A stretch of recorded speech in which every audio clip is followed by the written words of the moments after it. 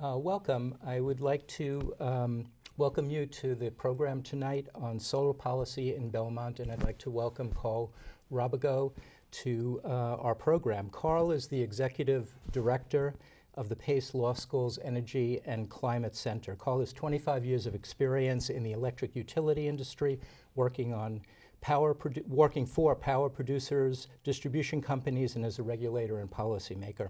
Karl's able to appear here tonight because he's on his way to deliver the keynote address at the Northeast Sustainable Energy Conference in Boston. While Karl was a vice president of Austin Energy in Austin, Texas, he spearheaded the development of the innovative value of solar rate structure for fairly compensating utilities and solar hosts for solar generation while not burdening other utility customers. Karl was Director of Regulatory Affairs at AES, which is a $17 billion international energy producer operating in 21 countries. And Karl has served as Commissioner with the Texas Public Utilities Commission, as well as Deputy Assistant Secretary of Energy for Utility Technology in the U.S. Department of Energy. So welcome, Karl. Thanks, Roger. It's great to be here. Let's get right into it. Sure. Solar is growing rapidly across the country. And locally, you can see solar panels powering electric lights and traffic lights and roadside signs and on our neighbors' roofs. And if you go to the REI in Natick, you'll see solar panels covering their parking lot. If you go to Iggy's Bakery in Cambridge, they have a very interesting solar array. How come there's such a rapid adoption of solar in Massachusetts and beyond? There's a whole bunch of reasons. If you think about the relatively short history of solar, we really developed solar cells, those little semiconductor cells, look kind of glassy and shiny, that absorb sunlight and convert it directly into electricity. We really just got serious about those in the 1950s. So we're talking about something that's only a half century old, but it's popular today because the costs are falling, and they're real low, and they're very affordable in a wide range of applications. And it's one of those amazing technologies like computers and cell phones where the more we make, the cheaper they get. So we're really enjoying this rapid acceleration in performance and rapid decline in cost. I made a list of a whole bunch of other reasons because I want to make sure that I cover them. Like I said, people are also finding more and more cost-effective ways to use it. My favorite is to power the lights for school crossings, because you don't want to leave something as valuable as our children to the grid that could get knocked down. At least with solar power and a little battery there, you know those lights are going to be protecting our children. Solar goes in when, how, and in the size we need it. We call that scalable. But you can always get the right size solar solution for your need. That's very different than the big giant coal plants and nuclear power plants, and makes it a more valuable resource. It has no moving parts, or very few. Sometimes you can choose to have it tilt to follow the sun. Most systems on rooftops just stay still. So it's all solid state electronics, nothing to wear out and break like there is for so many other power sources. It reduces our dependency on coal and gas, huge environmental benefits associated with that, but it also reduces wear and tear on the power plants that we've already invested in, and the transmission systems, and the distribution systems, and the transformers, and all the other parts of the system. So when a customer generates a little of their electricity, it's like they're reducing their demand, and that reduces wear and tear all the way up the system for savings for everybody who's connected to that utility. It gives customers control over their energy use, like an investment in energy efficiency. It's always good. These bills are important to us, and if we can manage them better, that's valuable to customers. It has a good match with expensive summer peak periods. When the demand and the price for electricity goes really high, that's when solar is doing its best, because the same thing that causes those prices causes the solar cells to generate electricity. I mentioned before, no pollution. That means no contribution to global warming. That's really, really getting increasingly valuable. It's a fantastic job creator. Putting solar on a roof is a labor-intensive process, and it works better if the crews are right there in the community. So it creates lots of jobs because it's solving a local power need. It keeps the money that we spend on our energy local and in our community, and economic development experts will tell you there's a multiplier effect. Rule number one in economic development: if you want to keep your money, you don't give it all away. So if you can keep your money to meet your energy needs in your community, it grows in your community and makes your community stronger. And then finally, I think increasing numbers of customers recognize it's the right thing to do. And a whole bunch of customers here in Belmont and other places have said, I'm going to take some of my personal wealth, some of my personal investment, I'm going to take on the personal obligation to participate in moving our electricity system to a clean, sustainable, solar-based system, or at least increasingly solar system. So we get actual private individual customers helping do what otherwise the utility would have to invest in. That's a good partnership for the community. So that's a quick list. That's great. I mean, clearly solar has a lot of benefits, but it presents challenges for utilities. How have utilities been responding to the growth of solar? Right. Solar is challenging if you're a utility executive with your mind firmly fixed in the 1950s, right? I mean, that we have, and let's not take one thing away from the electric utility industry. Over the last 100 years, over most of the last century, they did remarkable and heroic things to give us access to this extremely great energy source, electricity. Look at how important and how valuable it is in our daily lives. It's true, you cannot live a modern life without electricity. And utilities across the country are responsible for getting it for us. But they did it using basically a dumb one-way electron delivery system. Large central station power plants, transmission lines down through distribution lines down to individual customers. For us, it was like drinking out of a fire hose. There's a lot of spillage along the way. Now, with this revolution in energy efficiency, distributed solar technology, we have an opportunity to have generation occur at the other end. But these are systems that customers install. These are things that customers do.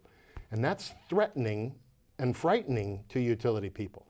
They're saying, we know how to control that old system, but we don't know what to do with this new system. So some utilities have reacted by saying that it's even a mortal threat to their very existence. It is if they don't change their business model. They say it's technically challenging. It is if they don't use modern technology to address the problems. They say that it causes problems with other customers who don't use solar. It will if they don't figure out ways that all customers get to participate in solar as a community, as individual customers, as renters, as people who live in multifamily dwellings. There are solutions to all these problems, but if you insist on keeping your eyes firmly in the past, solar, increasing customer control over energy use, all of these are challenges to that old business model, and it's going to compel some change. So Belmont has lagged neighboring communities in installing residential solar. How has Belmont Light, our local utility, been responding to residents who want to install solar on their homes? Right, so we get down to the sort of from the general, how does the utility react? And by the way, I should say, I characterized how utilities react if they want to stick with the old system and want to resist. There's some fantastic examples going around the country of utilities who are reaching out and partnering with their solar customers and with their solar communities of interest to change the way they do business and to keep the utility profitable, even to open up new lines of profitability. Now with a utility like Belmont, it's not about profitability, right? It's a community solar system, it's a municipal. So, and that just like Austin Energy, where I worked before. So their goal should be keeping costs lower. If they can take advantage of solar to help keep costs lower overall, then they should find ways to do it. Unfortunately, the reason I'm here, the reason I've responded is because I got involved in conversations with some citizens in Belmont who cared about the fact that the light company was basically proposing some pretty draconian attacks on solar, some rate and regulatory changes that would impose new charges and reduce the value that a customer could receive by engaging in solar. And I got to tell you, these are outlier actions. Right? These are outliers within the community, the hundreds of municipal utilities right here in the state of Massachusetts. Only less than a handful are taking the course of action that Belmont is taking. Of all the 50 states, 44 have net metering policies like Belmont has today, and in many of those have resisted changes to try to gut the value that solar gets. I was struggling with this, Roger, and I was trying to figure out if I could come up with an analogy that didn't sound as sort of complicated as solar and utility rates, which is the kind of complication I revel in, but I've been to enough cocktail parties and other things to know that most people find it boring. so let me see if I can find, I wanted to try just a simple analogy. This is what's going on in Belmont. This is what's proposed. Belmont secured for itself the only grocery store in town. It sells tomatoes. It sells cheap generic tomatoes. They're kind of pinkish and kind of chalky tasting, but they're all the same size and they stay good on the shelf and they're reasonably priced, and you can always find them at the Belmont Light grocery store. Some of you have started reading on this internet thing that homegrown tomatoes can be healthy. People have put out instructions for very simple ways to grow your own tomatoes successfully and how to do it without pesticides and to get a good crop so that in the middle of summer you can bite into one of those juicy, red, flavorful tomatoes. Hearing about this, the Belmont Light grocery store has said, not only are we going to continue to charge you every time you do still come in for a tomato, because you always have to pay for tomatoes if you want them from us, and not only is the price of that tomato going to reflect the cost of the store and the tomatoes, by the way, the tomatoes is a small price, the store and the salaries to the CEO and the trucks to deliver the tomatoes to the store and all those things, but what they're proposing now is to send you a bill for the tomatoes you didn't buy. Not exactly for tomatoes, but because they have a store there for tomatoes that you don't buy. And they say they're entitled to have the entire store paid for, and they're trying to make it so that you don't have an economic incentive, you don't have a health incentive, you don't have a reason to grow your own tomatoes. And all those reasons you thought were really good, and all those things you thought about taking care of your kids, and being healthy, and being responsible, and getting control of your grocery bill, all of that, the Belmont grocery store has said, we're responding by making it so it doesn't work for you. That's really what's going on here. And like I said, it's not that you won't have to pay the cost of being able to go to the store. And you're going to have a hard time growing tomatoes in the winter. Belmont's going to be there for you, and they're going to charge you the full price of that. But if you dare try to take care of your own tomato appetite, they're sending you a bill. That's the proposal. They're creating new charges and reducing the value of your homegrown electricity so that hopefully you won't try to do it anymore. Do you have any thoughts or recommendations about how Belmont could move forward on the adoption of solar? Not that way, right? Okay. You know, this is a municipal utility.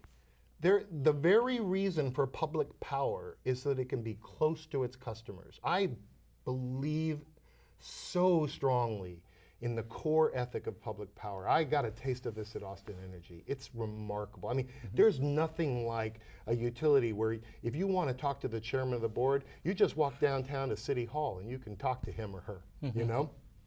That's the way it should work. And they should have the best interests of the community in mind. And right now, in Belmont, probably a relatively few customers who are getting up and growing their own tomatoes. But there's a lot more that want to. There's a lot more that want to figure out how to do it. So Belmont, like the tomato thing, the light company should figure out ways to meet this customer demand.